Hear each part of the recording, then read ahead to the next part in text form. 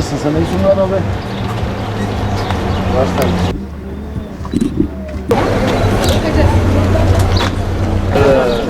Hayır, beyaz bunlar ve deri boy boy ki. Bak. Ay. Vay aleyküm selam. Atarım da. Merhaba.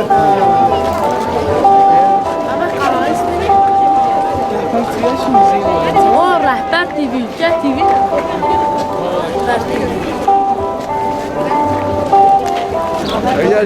Ya içeri de kare mamur. Diyor musun? Ya vallahi çok söylüyorum. Kolay gel. Nasıl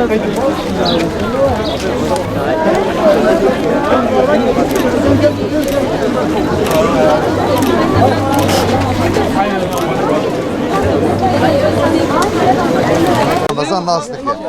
Kesme nasıl sana? Pırpır hacabı ben nasıl ki? Böş. Ya iyi şaka.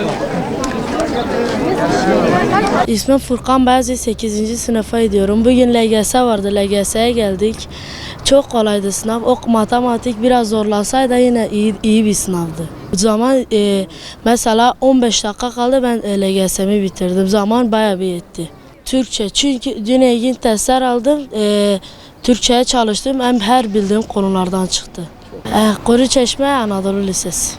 Çalışarak ben 2 saat çalıştım, yarım saat aşağı indim, yine tekrar geldim 2 saat çalıştım.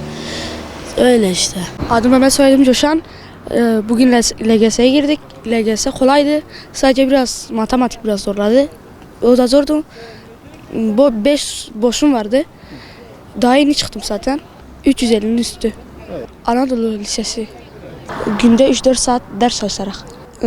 Baskı yaratarak diyordu ki geleceğini işe yapmak için ders çalışman gerek. Sınavım güzel geçti. Türkçe kolaydı. Din, İngilizce de öyle. Matematikle fenden 2 boşum vardı.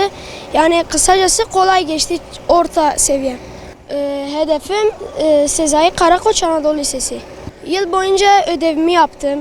Eve gelince konuları tekrarladım. Paragrafımı çözdüm. Sorularımı yaptım.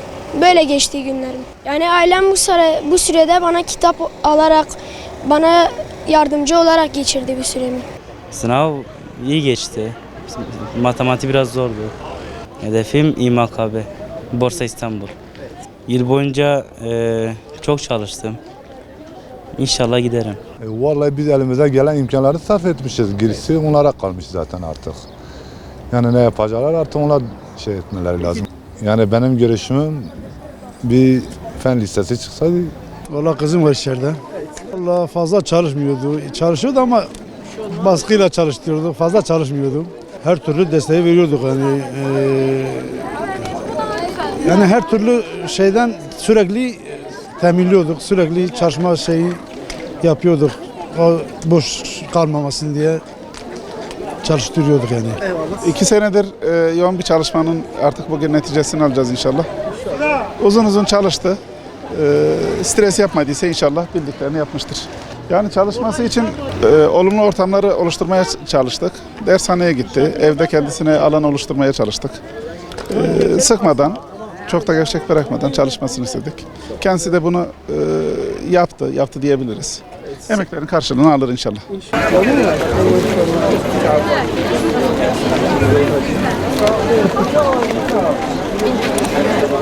Gitme, kaybolmadan.